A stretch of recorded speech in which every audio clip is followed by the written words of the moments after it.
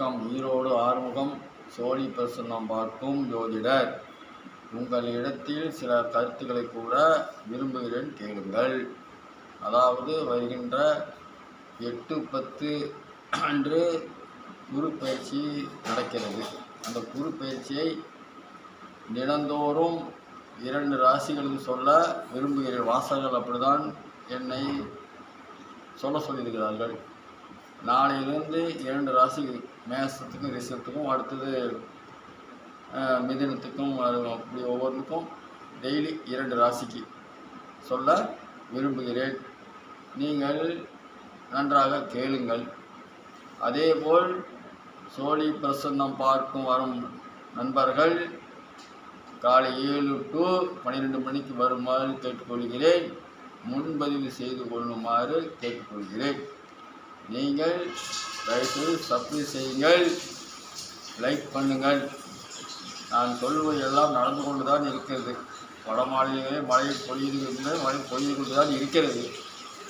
இயற்கையே இந்த அளவுக்கு ஒரு சோழி பிரசனம் பார்க்க ஒருவர் சொல்கிறார் என்றால், சோழி மூலமாக அவரவர்கள் குடும்பத்தை ஏன் சொல்ல முடியாது என்று நீங்கள் நினைக்க வேண்டும். அதை நீங்கள் நன்றாக புரிந்தால் லைக் பண்ணுவீர்கள், சப்ஸ்கிரைப் செய்வீர்கள்.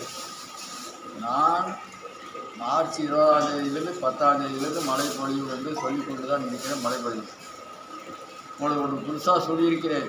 என்னவென்றால், சென்னை மாநிலத்தில் இந்த ஆண்டு மழை மக்களை பயமுறுத்துகிற அளவுக்கு மழை பொழியாது என்று சொல்லியிருக்கிறேன். அது ஒன்று உங்களுக்கு நடந்துவிட்டால் நீங்கள் அனைவருமே என்னை பார்க்க வருவீர்கள். அதுதான் உங்களுக்கு ஒரு பரீட்சை எனக்கு வச்சிருக்கிறேங்க. நானே பரீட்சை எழுதிட்டேன். நாள் போட வேண்டியது உங்கள் பொறுப்பு.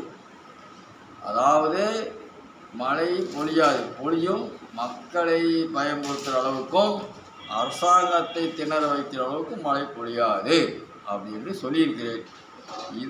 இது மாதக்கணக்கில் சொல்லி கொண்டு தான் இருக்கிறேன். இது நடந்தால் எனக்கு சோழி பார்க்கறதுக்கு நீங்களாம் மார்க் போடுவீர்கள் என்று நினைக்கிறேன். அதனால தான் எல்லாம் லைக் பண்ணாது இருக்கிறீர்கள், சப்ஸ்கிரைப் செய்யாது இருக்கிறீர்கள். ஆகவே அனைத்தும் நடக்கும். யூடியூப் பார்க்கும் வாசகர்களே, நான் சொல்வது அனைத்தும் நடந்தே தீரும், நடக்காது இருக்காது.